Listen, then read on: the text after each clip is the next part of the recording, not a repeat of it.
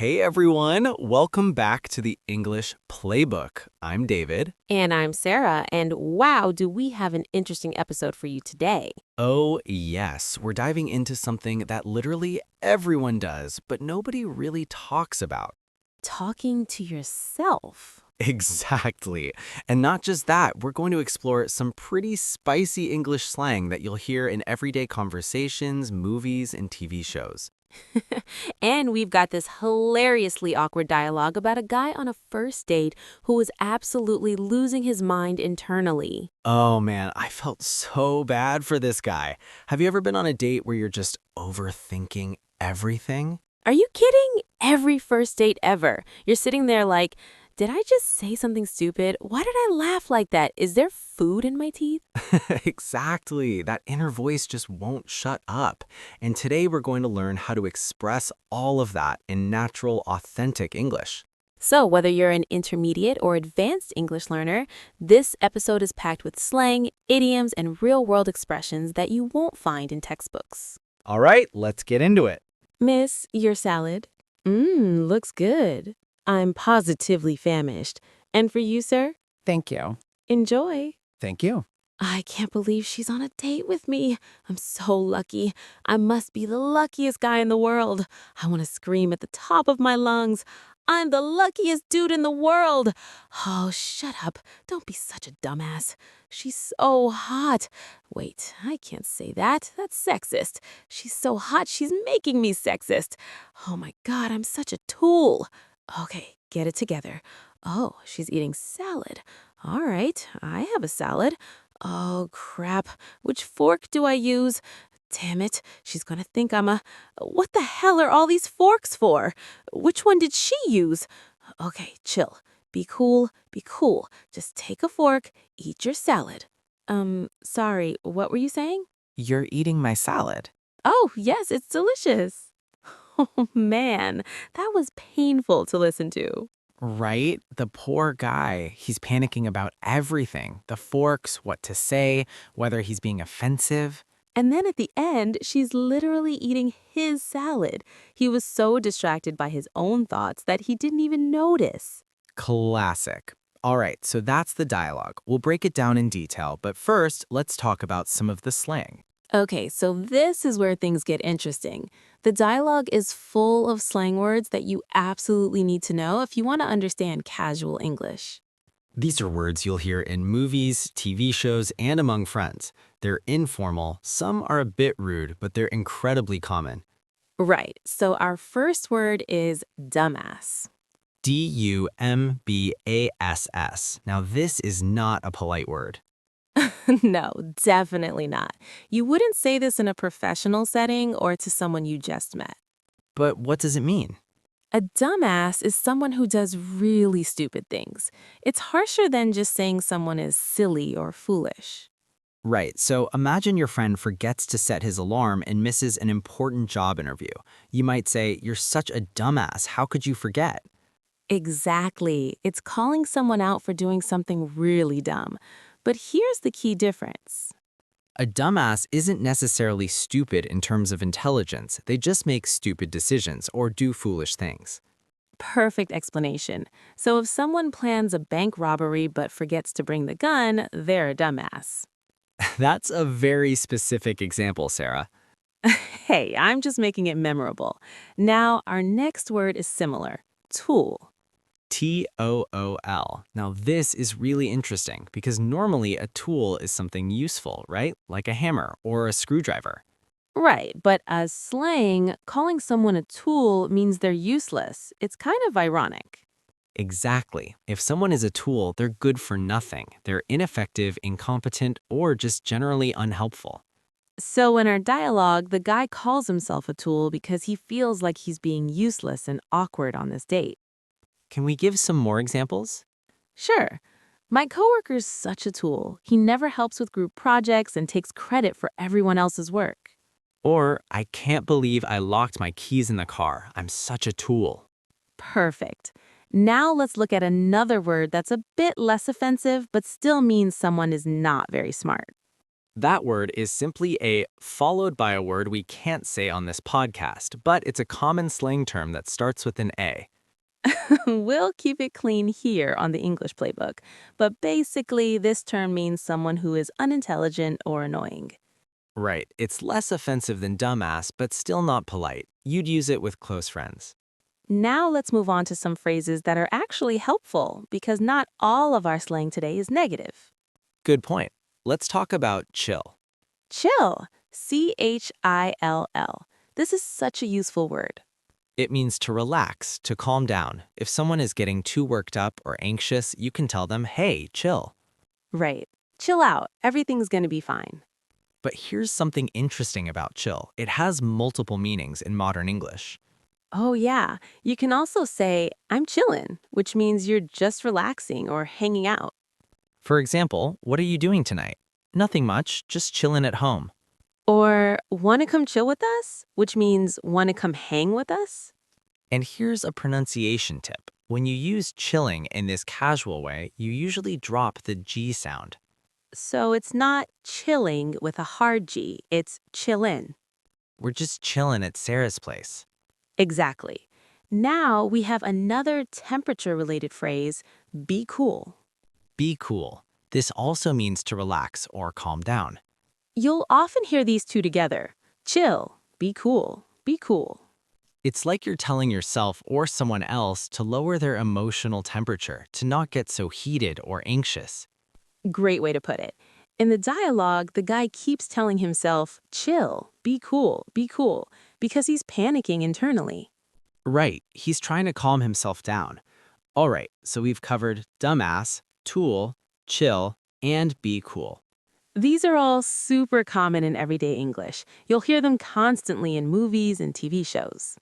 Now let's move on to some really useful phrases. All right, David, now we're getting into the phrases that'll really make you sound fluent and natural. Exactly. These are expressions that native speakers use all the time, and once you start using them, you'll sound so much more comfortable in English. Our first phrase is scream at the top of my lungs. Scream at the top of my lungs. What does this mean? It means to scream or shout as loudly as possible. Your lungs are what you use to breathe and produce sound, so screaming at the top of your lungs means you're using all your lung capacity. So you're shouting as loud as you possibly can. Exactly. In the dialogue, the guy is so excited about being on this date that he wants to scream at the top of his lungs. He wants to shout to everyone, I'm the luckiest guy in the world. Right. But of course, he doesn't actually do it. He just thinks about it. Can you give us some real-life examples? Sure.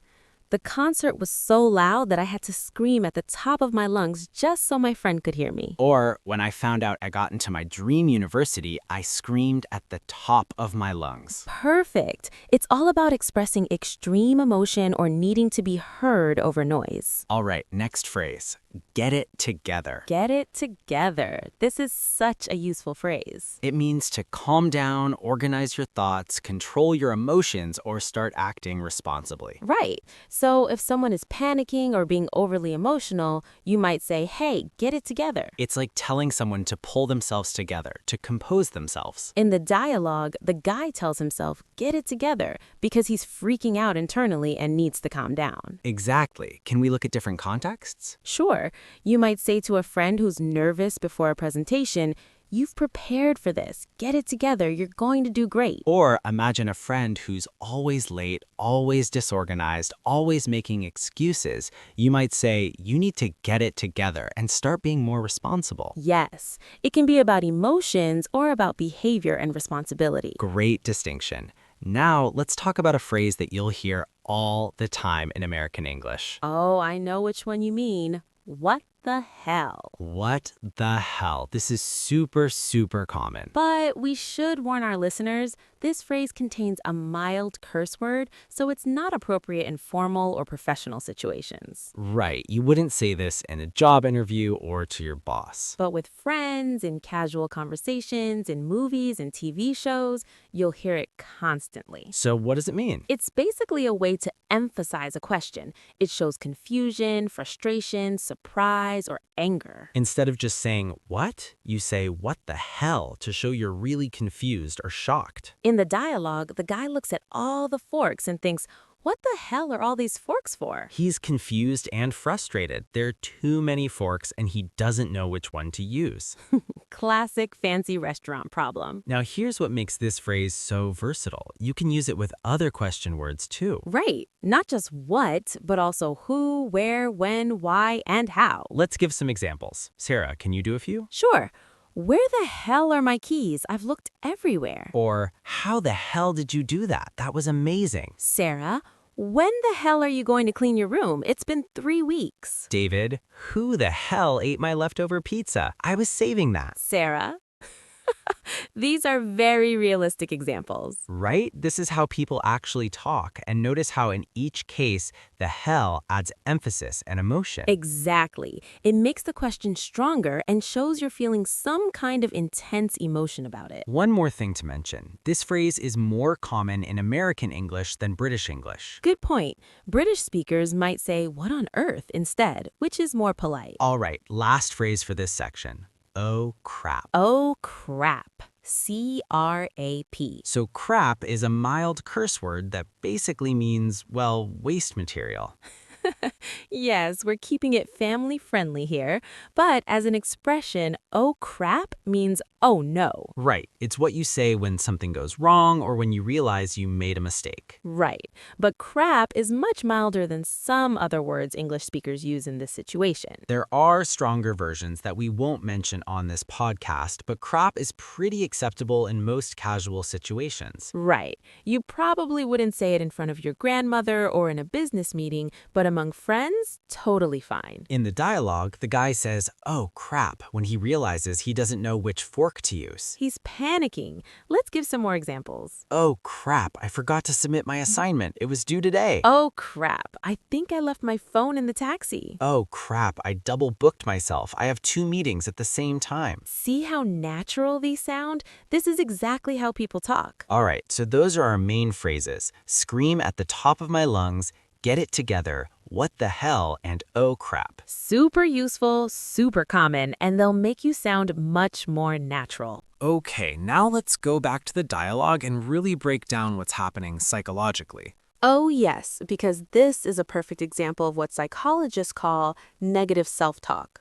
Negative self-talk? Yes, it's when you say negative things to yourself or about yourself in your own mind. Like calling yourself names, you're telling yourself you're not good enough? Exactly. And this guy in the dialogue is doing that constantly. He calls himself a dumbass and a tool. Right, even though he's actually just nervous, which is totally normal on a first date. Exactly, but his negative self-talk is making him even more anxious. So let's walk through his thought process. First, he's super excited. I'm the luckiest guy in the world. But then immediately he tells himself to shut up and calls himself a dumbass. Why would he do that? Because he's second-guessing himself. Maybe he thinks he's being too enthusiastic or too emotional. Interesting. Then he thinks she's so hot, but immediately worries that thinking that is sexist. Right. He's overthinking whether his thoughts are appropriate. Then he panics about the forks. Which fork do I use? What the hell are all these forks for? This is actually a really common anxiety at fancy restaurants. There are different forks for different courses, and if you don't know the etiquette, it can be stressful. Especially on a first date when you want to make a good impression. Exactly. He's worried she'll think he's unsophisticated or uneducated. And the whole time he's telling himself to chill and be cool, but he can't actually calm down. Right. And then the kicker at the end, she's been eating his salad. He was so lost in his own thoughts that he didn't even notice. Which is actually kind of sweet. She probably thought he was being polite by letting her eat his food. True. So what's the lesson here? Well, first of all, everyone has internal dialogue. Everyone talks to themselves in their head. Right. It's completely normal. But the quality of that self-talk matters. If you're constantly being negative and harsh with yourself, it can increase anxiety. So what should we do instead? Try to practice positive self-talk. Instead of, I'm such a dumbass, maybe think, I'm nervous, but that's okay. Everyone gets nervous on first dates. That's great advice. Be kind to yourself. Exactly. Treat yourself like you'd treat a good friend who was nervous. So David, let's talk more broadly about self-talk. Why do people talk to themselves? Well, there are actually a lot of reasons. Sometimes people do it to organize their thoughts. Right, like if you're trying to solve a complex problem, saying it out loud can help you think through it. Some people talk to themselves when they're alone because it makes them feel less lonely. That's true, and athletes, musicians, and students often talk to themselves to stay motivated. For example, a basketball player might say to themselves, I can make this shot. I've practiced this 1,000 times. Exactly. That's positive self-talk that builds confidence. Now, what about the benefits? Why is self-talk actually helpful? One major benefit is better focus. When you say things out loud, you pay more attention to what you're doing. Can you give an example? Sure, imagine you're looking for your car keys. If you just think about it silently, you might keep losing focus. But if you say out loud, where did I put my keys? I had them when I came home. Did I put them on the counter? You're more likely to remember. That's so true. I actually do this all the time. Another benefit is stress relief. When you talk to yourself in a positive way, it can calm you down. Like saying, I can do this. Everything will be okay. Exactly. This kind of self-talk can reduce anxiety before a big test or presentation. What about problem solving? Does talking to yourself help with that? Absolutely. When you're facing a difficult decision, saying your options out loud can make it easier to choose. So instead of just thinking about whether to take job A or job B, you actually say it out loud. Yes, job A pays more but has a longer commute. Job B pays less, but I'd love the work more. Saying it out loud helps your brain process the information more clearly. Interesting. What about learning? Does talking to yourself help when you're learning something new? Oh, definitely. This is huge for language learners especially. How so? When you repeat information out loud, you remember it better. That's why reading aloud, practicing speeches, or explaining something to yourself is so effective. So if someone's learning English, they should talk to themselves in English. Absolutely. For example, you could narrate what you're doing. Now I'm making breakfast. I'm going to crack 2 eggs and put them in the pan. That's great practice. You're building fluency and confidence. Exactly. And you can practice pronunciation, sentence structure, and vocabulary all at the same time. Now, we should talk about negative versus positive self-talk because not all self-talk is beneficial. Right. Negative self-talk can actually be harmful. Like what? If someone constantly tells themselves, I'm not good enough, or I always fail, or I'm so stupid, it can lower their confidence and mood. That kind of self-talk can even lead to depression and anxiety, right? Exactly. It becomes a self-fulfilling prophecy. If you keep telling yourself you'll fail, you might not even try, and then you do fail. So how do we change negative self-talk to positive self-talk? The first step is awareness. Notice when you're being harsh on yourself. And then what? Then you challenge those thoughts. Ask yourself, is this really true? Would I say this to a friend? That's a great test. If you wouldn't say it to a friend, you shouldn't say it to yourself. Exactly. Then you reframe it into something more positive and realistic. Can you give an example? Sure, instead of, I'm such an idiot, I'll never pass this test, you could say, I'm finding this difficult, but I can study harder and improve. I've passed tests before and I can do it again. That's so much better. It's still realistic. You're acknowledging the challenge, but you're also being encouraging. Exactly. And here's the thing. Positive self-talk isn't about being unrealistic or ignoring problems. Right. It's not about saying I'm perfect and everything is wonderful when it's not. It's about being supportive and encouraging to yourself while still being honest. I love that distinction. Be kind to yourself, but stay grounded in reality. Now, one more thing we should address. Does talking to yourself mean you're crazy? I think some people worry about this. Right, but the answer is no. Talking to yourself is completely normal. Most people talk to themselves at some point, whether out loud or in their head. However, if someone is hearing voices that they can't control or having conversations with people who aren't there, that could be a sign of a mental health condition. And in that case, they should definitely talk to a doctor or mental health professional. Right, but regular self-talk, totally normal and healthy. All right, Sarah, let's wrap up with some practical tips for our listeners. Great idea. So, if you want to use self-talk effectively, here are some guidelines. First, focus on being positive and encouraging. Right. Instead of, I'll fail this test, say, I've studied and I'll try my best. Second, ask yourself questions. This can help with problem solving. Like, what's the best way to approach this? Or what would I tell a friend in this situation? Third, talk to yourself in a calm and clear voice, whether out loud or in your head. This makes your thinking easier and more organized. And for our English learners specifically, use self-talk to practice English. Yes, narrate your day, practice conversations, explain concepts to yourself in English. This builds fluency, confidence, and helps you think in English rather than translating. Exactly. And don't worry about making mistakes when you talk to yourself. That's the whole point. It's practice. All right, so let's recap today's episode. We learned about self-talk and why it's normal and beneficial. We explored some really useful English slang: dumbass, tool, chill, be cool. We learned phrases like scream at the top of my lungs, get it together, what the hell, and oh crap. And we talked about the difference between negative and positive self-talk. The key takeaway? Be kind to yourself. Your internal dialogue matters. Whether you're on a first date, learning a new language, or facing a challenge, positive self-talk can help you succeed. All right, everyone, that's all for today's episode of the English Playbook. Don't forget to like, subscribe, and hit that notification bell so you never miss an episode. And leave us a comment. Tell us, do you talk to yourself? Do you do it in English or your native language? We'd love to hear from you. Thanks for listening, and we'll see you next time. Keep practicing, keep learning, and remember, stay fluent, stay confident.